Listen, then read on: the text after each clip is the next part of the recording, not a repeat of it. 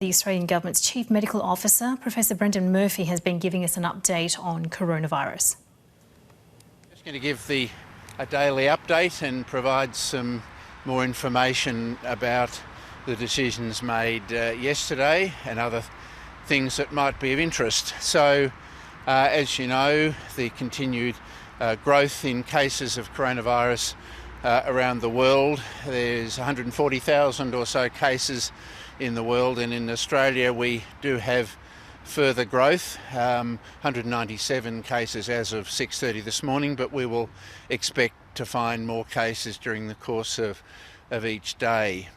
I want to explain why we moved to institute social distancing measures, the most important of which is the recommendation that non-essential organised gatherings of greater than 500 do not proceed. Social distancing is a very important measure to delay the growth in the spread of coronavirus.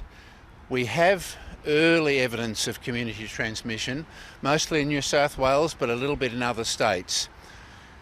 We have moved quite early to institute social distancing measures, earlier than some might have suggested, because the international evidence is suggesting that if you move before community transmission is well established, you can get much better benefit. So we've made the decision quite early enough so that we can in fact give people some few days notice to start it on Monday, so that we can have an orderly transition. But I want to say that this is a preemptive move to get ahead of the curve. Social distancing can be difficult for the community, we understand that, and we understand that the community is with us on the need to try and slow the spread of this virus in our community. And we do know that large gatherings, large groups are well known internationally to be one of the quickest way to spread a virus if there's community transmission. I do also want to address the issue that lots of people have been asking about the Cabinet and their contact with Minister Dutton, who, as you all know, has reported positive testing for coronavirus yesterday. I in fact joined the ERC of Cabinet on Tuesday when Minister Dutton was there, and I can assure you that Minister Dutton developed his symptoms yesterday morning, a long time after the Tuesday Cabinet meeting. Our case definition across the board is that you are only a close contact if you have been in a close contact within 24 hours of someone becoming symptomatic or after they've become symptomatic. No member of Cabinet was in contact with Minister Dutton within 24 hours of him becoming symptomatic, nor was I, in fact, in contact with him. So the Prime Minister was very, very clear to me that the Cabinet and all the public officials follow the exact same public health rules as everybody else in the Australian community. If there had been a requirement for quarantine, he was insistent that government and Cabinet followed those rules. So we just followed the normal public health advice. No one had been in contact with the Minister in that period. I think I'll stop and take questions there. Thank you. So just to clarify, if you are in contact with someone who's coronavirus positive before their symptoms show, should you self-isolate or go into quarantine? Only if you have been in contact with them in the 24-hour period before they develop symptoms. That's always been our public health advice. So if you've been in contact with them 2 or 3 days before they're symptomatic, they are very, very, very unlikely to be infectious, so we don't believe that you need to quarantine. Sorry, is that new advice? I don't remember hearing that. That has always been in the published advice.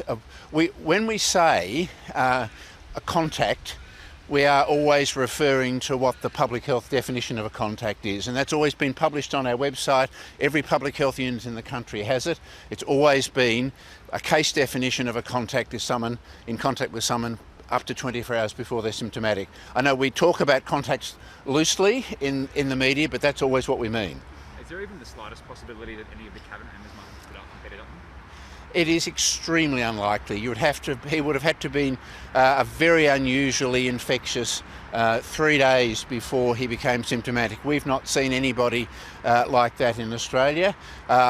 You can't rule out anything, but our public health rules are pretty clear that we think it's very unlikely. We saw an almost full house at the NRL match last night. The NBL Grand Final, though, empty stadium. Why can we not get this agreement just a few hours after the PM addressed it yesterday?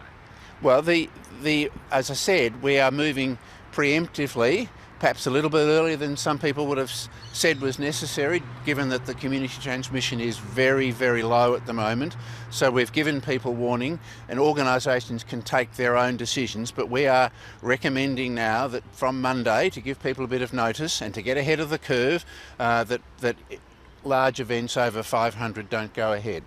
What's your advice to pregnant women? Should they self-isolate even if they haven't been in touch with anyone with coronavirus? Well, I don't think you can self-isolate for the whole of a pregnancy. Anyone who's pregnant, as a matter of principle, obviously pays close attention to their health, and they will try and avoid contact with someone who has any infection. Influenza is probably more dangerous for a pregnant woman than coronavirus. The evidence that we've seen with coronavirus so far, and it's limited evidence from China, is that those pregnant women who have contracted it have had a mild disease, and it has had no adverse effects on the fetus or severe illness in them. But every pregnant woman takes it carefully.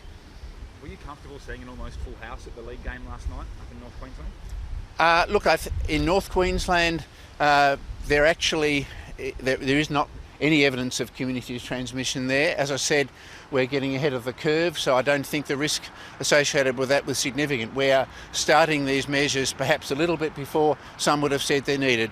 We in Australia want to flatten that curve and keep us under really tight control. We do not want to see rapid increases like we've seen in some parts of the world. That's why we're moving early. This preemptive strike, do you think it will even out that curve? And how long do you estimate before we start to see a reduction in those cases? Look, it's very, very, very hard to predict. We've got modelling that says an infection could take some months to go right through the community with a flattened curve. But it depends how it develops. It might develop in focal parts of the country, we might be able to control it. If it develops in a number of parts, it could last for quite a number of weeks. But at the moment, we are just focusing on containing and flattening it, and we review our public health measures every day. We're meeting daily as the Health Protection Principal Committee. One of the great developments we have now is that we have this national cabinet that the Prime Minister and the Premier have pulled together, and I was privileged to meet with them yesterday, and they are now going to meet every week, and they are going to pull together our national response, and they will be guided, as governments have been till now, by the daily expert health advice. Are distancing measures likely to extend to schools? At this stage, we don't think school closures are on the horizon. They are certainly something that could be considered if there's community outbreaks. The interesting aspect about schools at the moment is that children don't seem to get either much in the way of infection, or if they do, they get very mild infections. So at this stage, we don't feel that school closures are warranted. I would like to just make one other point. I think we referred yesterday at our press conference to the fact that there'd been quite a run on the testing, and we've had some temporary shortages in testing materials. I do want to emphasise that we are still saying, even because community transmission is so low at the moment, that we are focusing our testing on return travellers or contacts of confirmed cases who are symptomatic. We don't want people with just an ordinary mild cold in Australia to go and get testing. We need to preserve the testing for those who need it. Person-to-person transmission spikes here. Do we have enough capabilities and response, etc., to test? We are working very hard now to ensure that we have enough testing equipment for that eventuality. Yes, we're doing a lot of work to procure and expand our testing capability.